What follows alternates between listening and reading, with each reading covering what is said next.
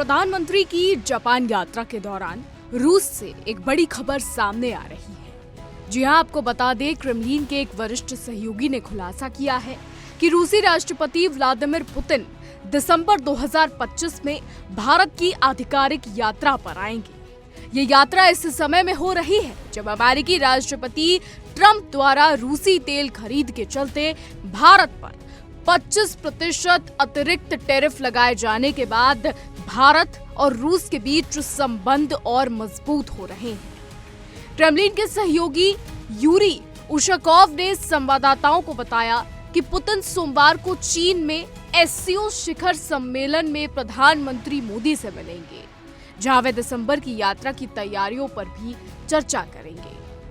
आपको बता दें कि राष्ट्रीय सुरक्षा सलाहकार अजीत डोभाल ने हाल ही में पुष्टि की थी कि पुतिन जल्द ही भारत का दौरा करेंगे।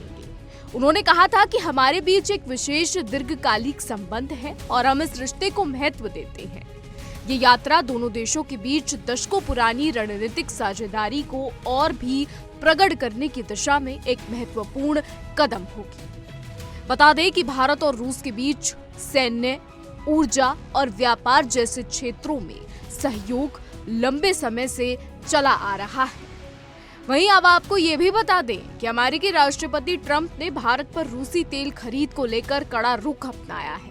ट्रंप ने कहा कि भारत न सिर्फ भारी मात्रा में रूसी तेल खरीद रहा है, बल्कि खरीदे गए तेल का एक बड़ा हिस्सा खुले बाजार में भी भारी मुनाफे पर बेच भी रहा है।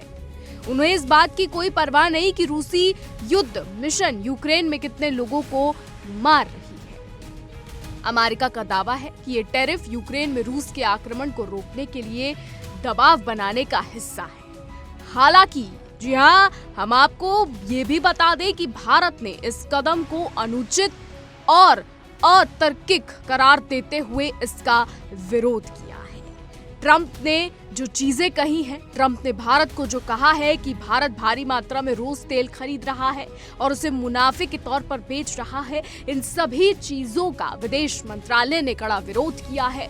भारत ने अपना सख्त जवाब ट्रंप के इस बयान पर दिया है। जी हां, भारत ने सख्त जवाब ट्रंप के इन बयानों पर दे दिया है।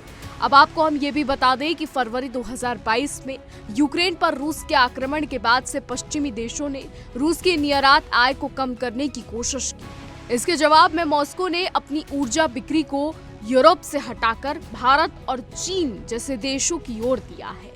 इससे रूस को अरबों डॉलर का राजस्व प्राप्त हो रहा है, जिसने उसकी अर्थव्यवस्था को स्थिर रखने में मदद की है। हालांकि भारत रूस से तेल क्यों खरीदता है, इस पर विदेश मंत्रालय ने पहले ही चीजें साफ कर दी है। अब हम आपको ये भी बता दें कि जल्द ही पुतिन, जिनपिंग और पीएम मोदी की मुलाकात एससीओ समिट में होने वाली है।